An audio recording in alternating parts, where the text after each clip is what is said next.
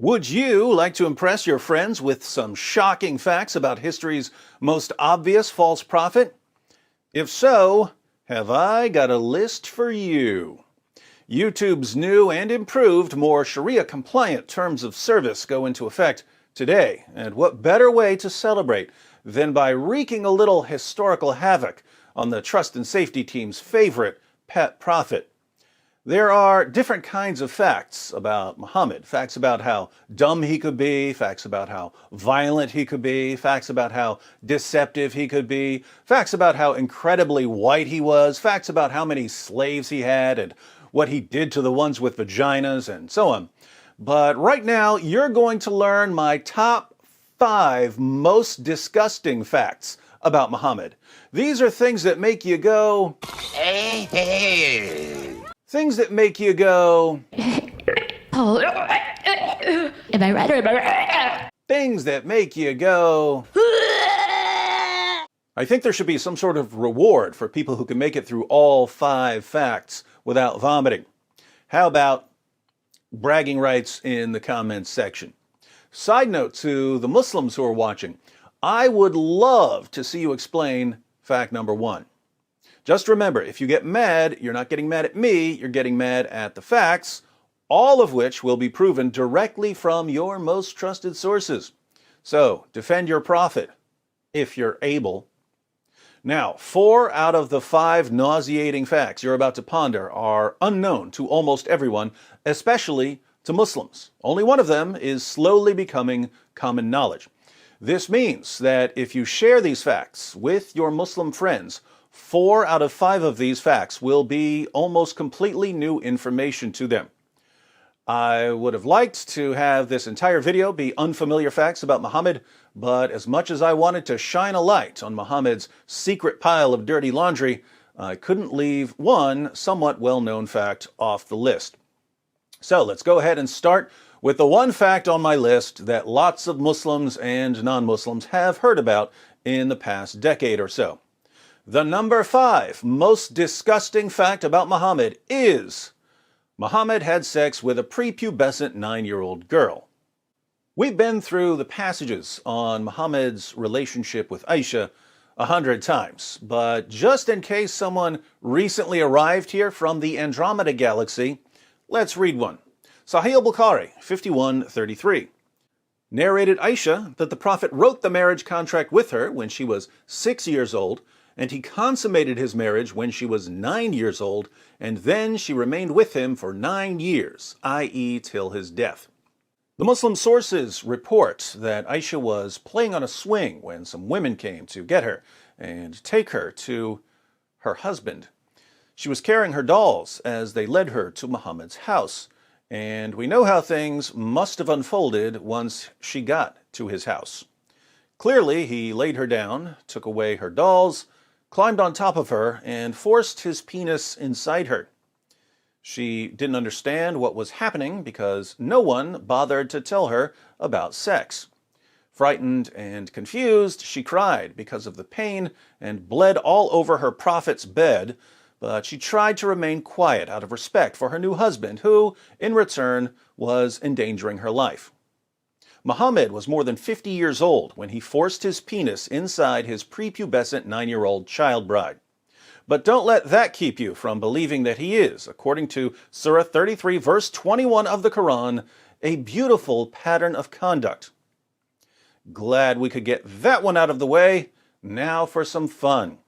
The number 4 most disgusting fact about Muhammad: Muhammad encouraged his followers to suck on each other's fingers.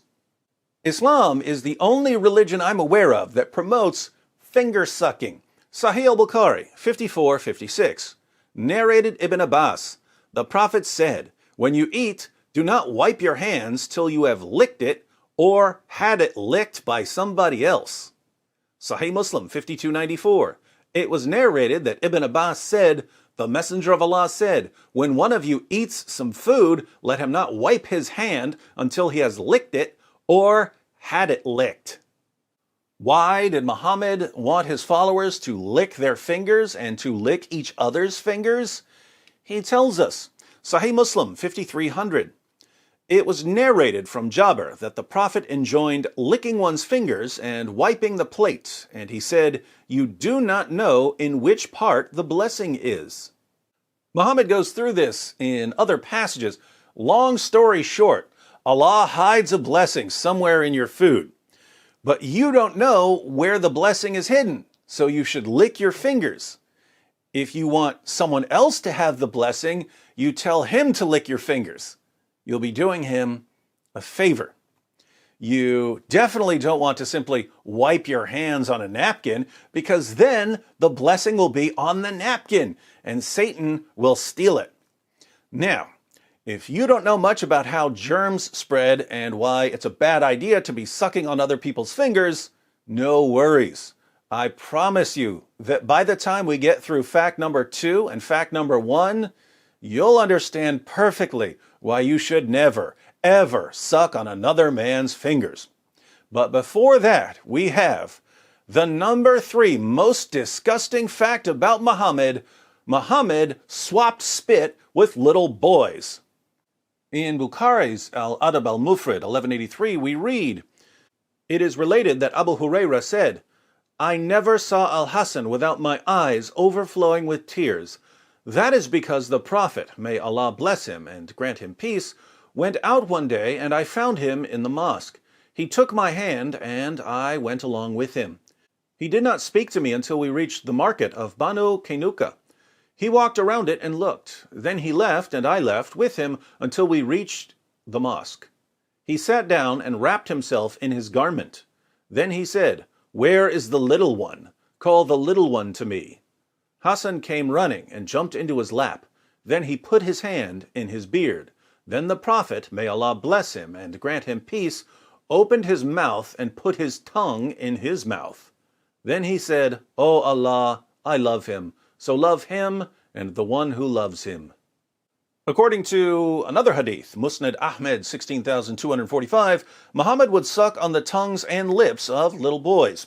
But fear not, he also guaranteed that if he sucked on a boy's tongue or lips, that boy's tongue or lips would never be tormented by hellfire. Creepiness factor 1,000,000. Now, if you're wondering whether you should let someone like Muhammad suck on your little boy's tongue, you should probably think carefully about the next fact. The number 2 most disgusting fact about Muhammad: Muhammad would have sex with 9 women and girls, but only take 1 bath. Sahih al-Bukhari, 5068. Narrated Anas, the Prophet used to go round, have sexual relations with all his wives in one night, and he had 9 wives. Sahih al-Bukhari, 5215. Narrated Anas bin Malik, the Prophet used to pass by, have sexual relation with all his wives in one night, and at that time he had 9 wives. So we're clear on the sex with 9 women and girls part, but check out the chapter heading of this hadith. Whoever had sexual intercourse with all his wives and then took 1 bath only. The Prophet Muhammad, history's greatest man, would have sex with 9 women and girls in one night in Medina, the armpit of Arabia, a city with an average high temperature of 109 degrees in the summer, but would only take 1 bath. Can you think of a problem? It's the smell. Back to an earlier point, let me ask the Muslims here. Suppose you were a companion of Muhammad. Think about being in this scenario. One day, your prophet is having one of his sexathons, but he needs a little energy boost between wife number 5 and wife number 6. So he runs to the nearest food stand for some fresh hummus. Keep in mind, he's not taking a bath until he finishes all 9 rounds. He starts dipping some pita bread in hummus, but he gets hummus all over his fingers. He turns to you and says, "I'd like to give you a blessing. Lick my fingers clean." What do? Before you answer, there's one more fact on our list. The number 1 most disgusting fact about Muhammad: Muhammad was constantly covered in semen. Yeah, I said it. But don't trust me, trust his child bride, Aisha. Sahih al-Bukhari 232 narrated Aisha, I used to wash the semen off the clothes of the Prophet, and even then I used to notice one or more spots on them. Sahih Muslim 669. It was narrated that Aisha said concerning semen, I used to scratch it from the garment of the Messenger of Allah. Sunan Ibn Majah 537. It was narrated that Aisha said, I often scraped it, semen, from the garment of the Messenger of Allah with my hand. Aisha, the semen-scraping prepubescent child bride. In Islam, she's called the mother of the faithful. Sahih al-Bukhari 230. Narrated Sulaiman bin Yasser, I asked Aisha about the clothes soiled with semen. She replied, I used to wash it off the clothes of Allah's messenger, and he would go for the salat, prayer, while water spots were still visible. Muslims of the world, why was your prophet always covered in semen? Let me give you the benefit of the doubt and assume that it was his semen. Why was your prophet always covered in his own semen? Masturbation wasn't allowed, so that wasn't the source of the semen. Coitus interruptus was frowned upon, meaning that he wasn't allowed to pull out of his wives or sex slaves. So where was all of this semen coming from?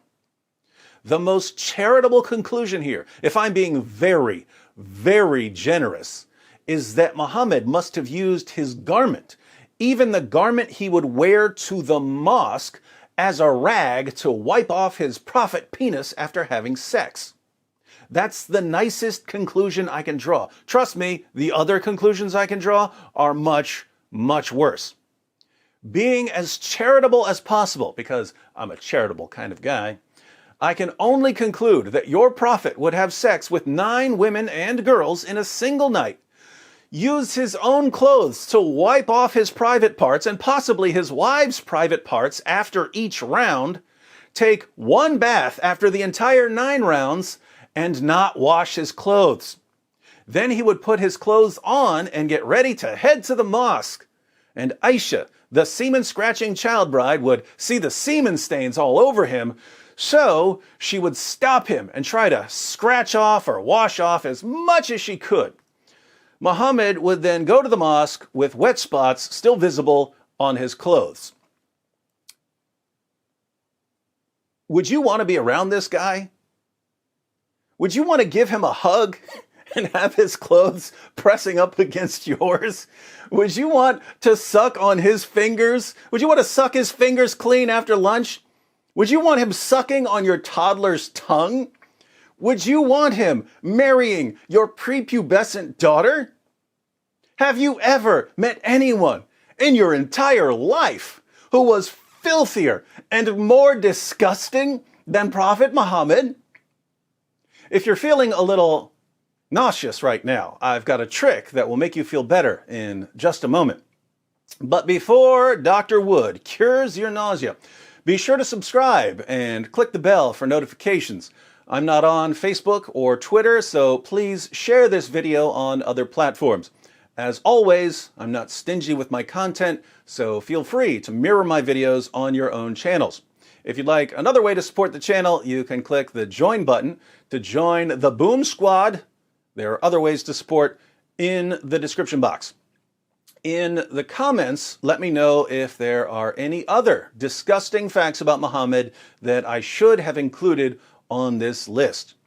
If you're a Muslim, be sure to share with us how you reconcile your conviction that Muhammad is a wonderful moral example with the facts I've presented. Facts you're hearing for the first time, because, let's face it, your imams don't tell you this stuff. All right, Dr. Wood to the emergency room for a mass outbreak of nausea. What's the remedy for stomach problems? Everyone who's been following my channel, all together now. Camel urine. Muhammad's miracle magic cure-all for stomach ills was camel pee. Of course, Muhammad told his followers that if you drank his urine, you'd never have an upset stomach again. Maybe I need to turn this into a top 10 list.